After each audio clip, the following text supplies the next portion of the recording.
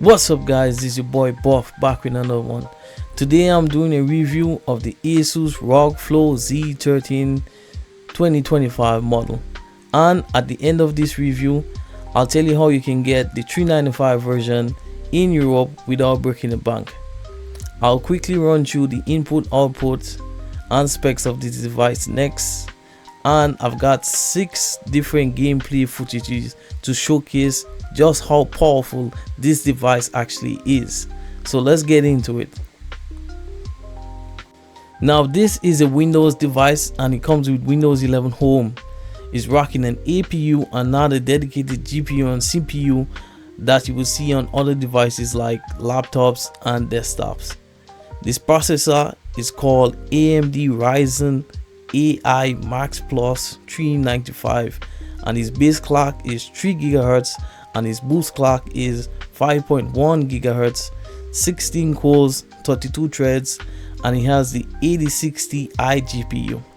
The display, Asus is calling it ROG Nebula, and it's 13.4 inches, 2.5K, and its resolution is 2560 by 1600. Its aspect ratio is 16:10, and its refresh rate is 180 Hz.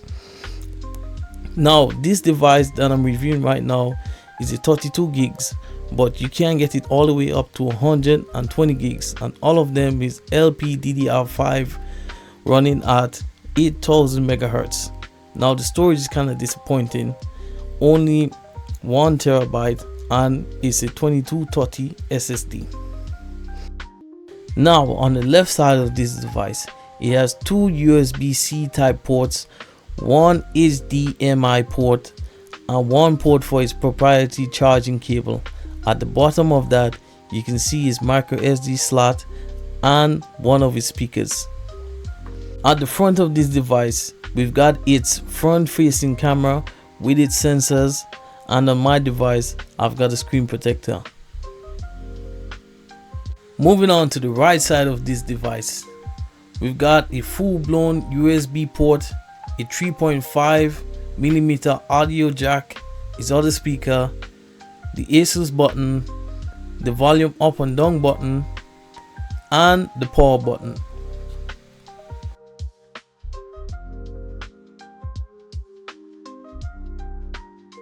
Right at the top of the device we've got the beautiful ROG logo and its dual vents because it's got dual fans. Moving along the back of this device we can see a little bit of RGB going on there, and I'll show you how it looks like when it lights up. And it's got its dual intakes as well. Plus you can see just how sturdy that kickstand looks with the AMD logo. I almost forgot to mention that it also has a rear facing camera, but it's really not needed at all because I can't see anybody walking around with a 14-inch device taking pictures. I really can't. This is how the device looks like when the RGB at the back lights up, and you can see a bit of the internals. Although you can't even see this RGB when you're actually using the device, I think it's a well added feature regardless. This is where the SSD lives, right behind the kickstand, and is only held down by one single screw, so it's easily interchangeable. I wanted to show how the device looks like when the keyboard is attached, and what I like about this keyboard is the fact that you can use it at an angle like that, which makes it very comfortable to type on, and it has like a really nice leather touch to it. Plus it can fold onto the screen and it doubles as a case. This is how I mainly use this device, on this kickstand that I got from Timo, which makes it look like a mini TV, and I just love that. It really polishes out my gaming setup.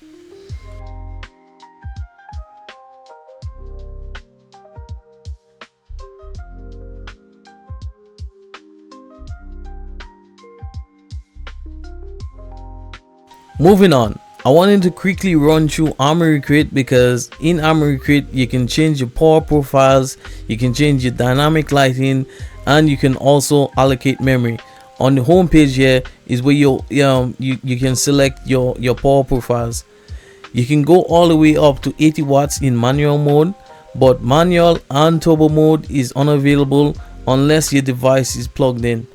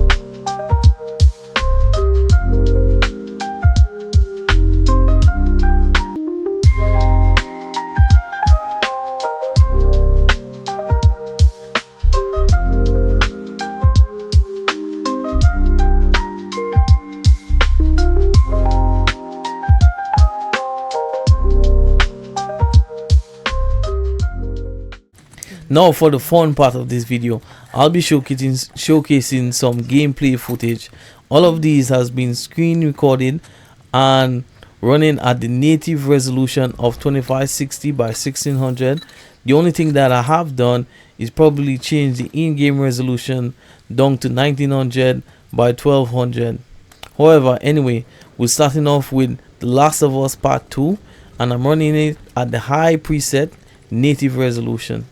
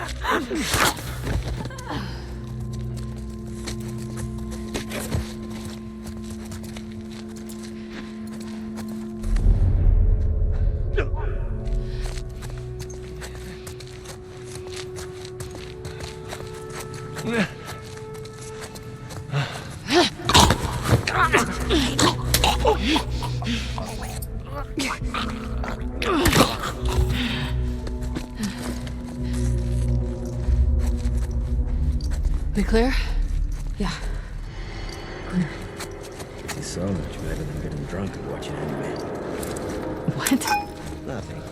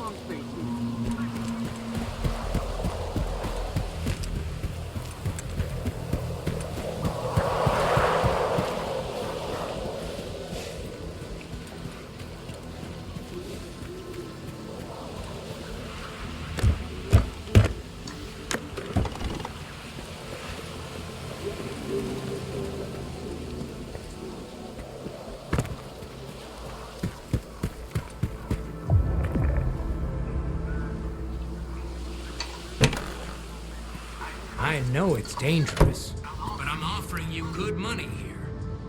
I've got the best deals in the zone. Ask anyone. Guaranteed. I'd never try to pull one over on the rookies like Sidor does.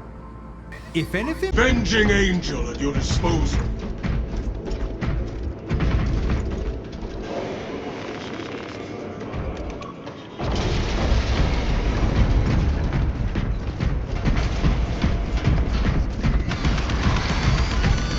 I am the righteous storm this second.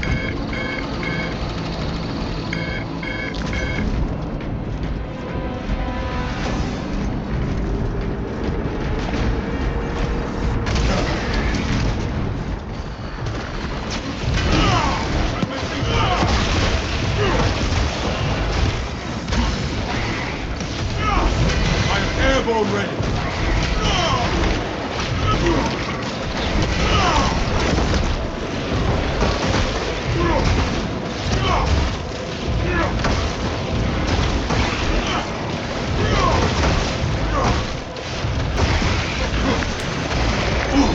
This foul miasma slopes me.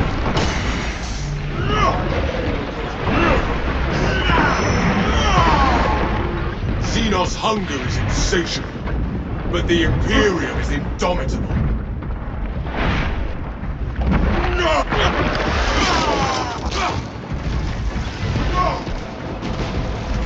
Avenging Angel at your disposal.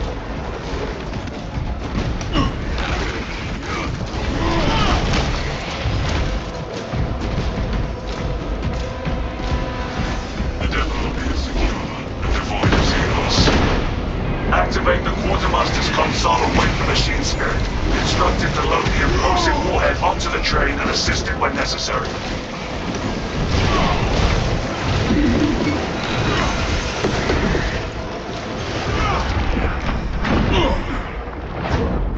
I am seized in the blood. Purge the Zoan probe in a hail of molten. Jump pack refueled.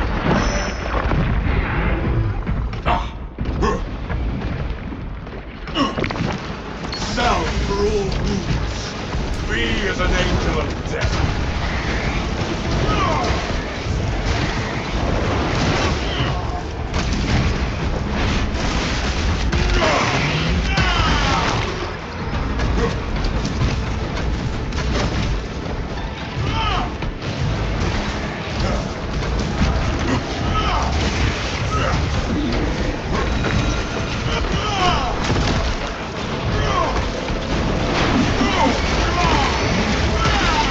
I am airborne ready.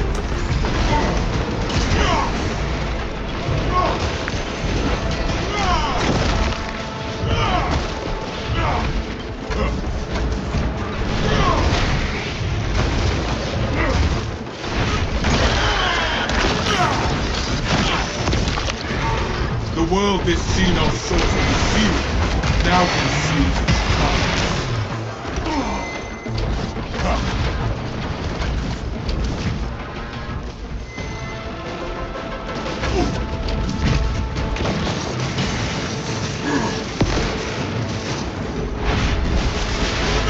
avenging angel will dispose of it.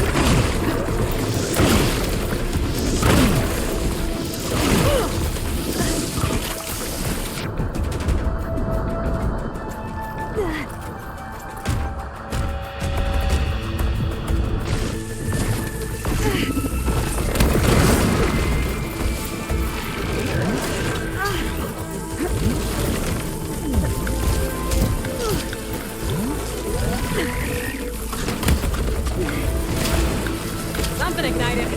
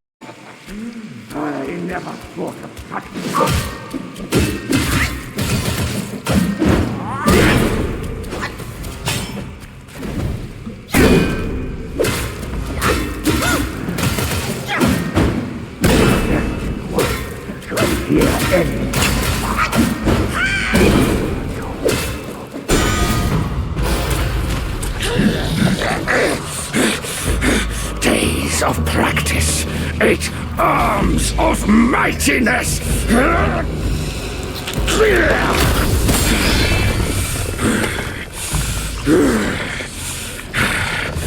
You're here at last, the destined one. By my brother's words, I will first test your worth. You see fit to ruin my flawless born.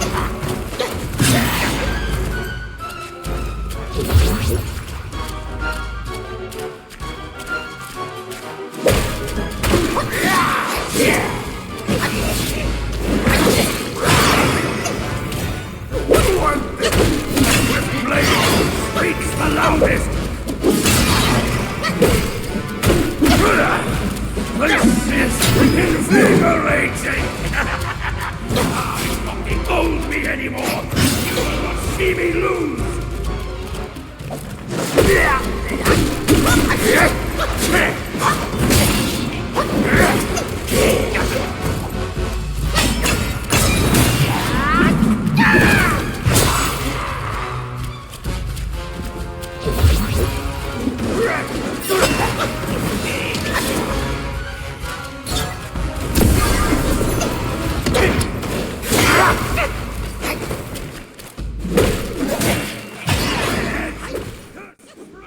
Now that's gonna wrap it up for gameplay footages, guys.